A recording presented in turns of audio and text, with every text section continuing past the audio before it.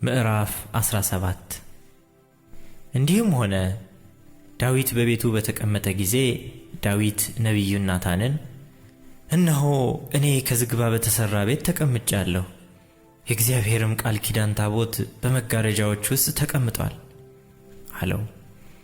ናታንም ዳዊትን እግዚአብሔር ካንተ ጋር ነውና በልብህ ያለውን ሁሉ አድርግ አለው። በዚያም ሌሊት የእግዚአብሔር ቃል ወደ ናታን መጣ፣ እንዲህም አለው፣ ሂድ ለባሪያዬ ለዳዊት ንገረው፣ እግዚአብሔር እንዲህ ይላል፣ እስራኤልን ካወጣሁበት ቀን ጀምሮ እስከ ዛሬ ድረስ ከድንኳን ወደ ድንኳን ከማደሪያም ወደ ማደሪያ እሄድ ነበር እንጂ በቤት ውስጥ አልኖርሁምና የምኖርበትን ቤት አትሰራልኝም። ከእስራኤል ሁሉ ጋር ባለፉበት ስፍራ ሁሉ ስለምን ቤትን ከዝግባ እንጨት አልሰራችሁልኝም ብዬ ሕዝቤን ይጠብቅ ዘንድ ከእስራኤል ፈራጆች ላዘዝሁት ለአንዱ በውኑ ተናግሬአለሁን? አሁንም ባሪያዬን ዳዊትን እንዲህ በለው፣ የሰራዊት ጌታ እግዚአብሔር እንዲህ ይላል፣ አንተ መንጋውን ስትከተል በሕዝቤ በእስራኤል ላይ አለቃ ትሆን ዘንድ ከበግ ጥበቃ ወሰድሁህ። በሄድህበትም ሁሉ ካንተ ጋር ነበርሁ፣ ጠላቶችህንም ሁሉ ከፊትህ አጠፋሁ። በምድርም ላይ እንዳሉ እንደ ታላላቆች ስም ለአንተ ስም አደርጋለሁ። ለሕዝቤም ለእስራኤል ስፍራ አደርግለታለሁ፣ እተክለውም አለሁ፣ በስፍራውም ይቀመጣል፣ ከዚያም በኋላ አይናወጥም። እንደ ቀድሞው ዘመንና በሕዝቤም በእስራኤል ላይ ፈራጆች እንዳስነሳሁበት ጊዜ ግፈኞች ተመልሰው አያስጨንቁትም። ጠላቶችህንም ሁሉ አዋርዳቸዋለሁ። እግዚአብሔር ደግሞ ቤት እንዲሠራልህ እነግርሃለሁ።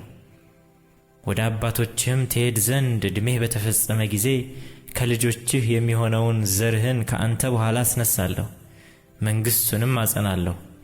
እርሱ ቤት ይሠራልኛል፣ ዙፋኑንም ለዘላለም አጸናለሁ። እኔም አባት እሆነዋለሁ፣ እርሱም ልጅ ይሆነኛል። ካንተ አስቀድሞ ከነበረው እንዳራቅሁ ምሕረቴን ከእርሱ አላርቅም። በቤቴና በመንግሥቴም ለዘላለም አቆመዋለሁ፣ ዙፋኑም ለዘላለም ይጸናል። እንደዚህ ነገር ሁሉ እንደዚህም ራእይ ሁሉ ናታን ለዳዊት ነገረው።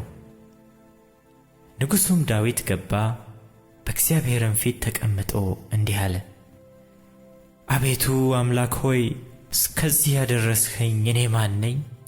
ቤቴስ ምንድር ነው? አምላክ ሆይ ይህ በፊትህ ጥቂት ነበረ።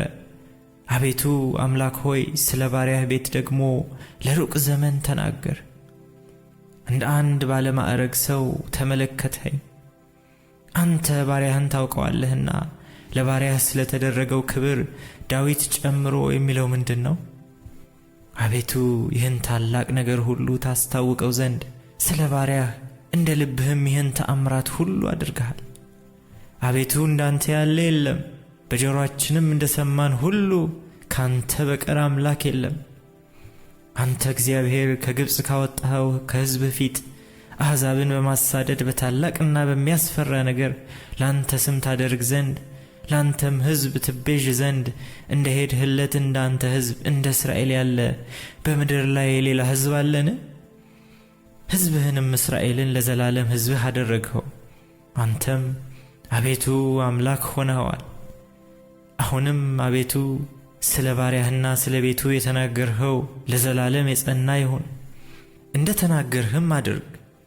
የሰራዊት ጌታ እግዚአብሔር እርሱ የእስራኤል አምላክ ነው፣ በእውነት የእስራኤል አምላክ ነው ይባል ዘንድ ስምህ ለዘላለም ጽኑና ታላቅ ይሁን።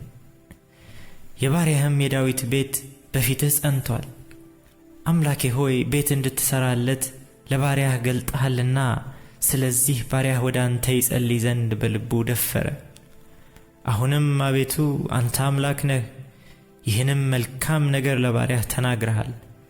አሁንም በፊትህ ለዘላለም ይኖር ዘንድ የባሪያህን ቤት እንድትባርክ ፈቅደሃል።